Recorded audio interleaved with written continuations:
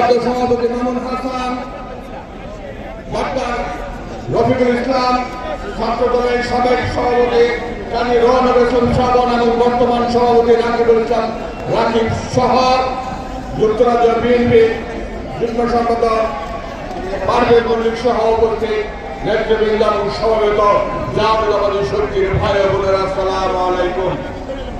বক্তব্য আমরা খুব লম্বা রাখার সুযোগ নেই।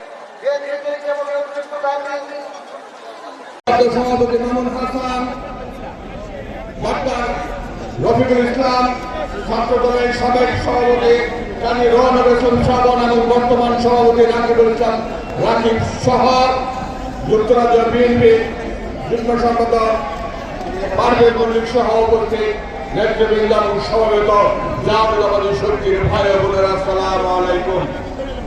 বক্তব্য আমরা খুব লম্বা রাখার সুযোগ নেই।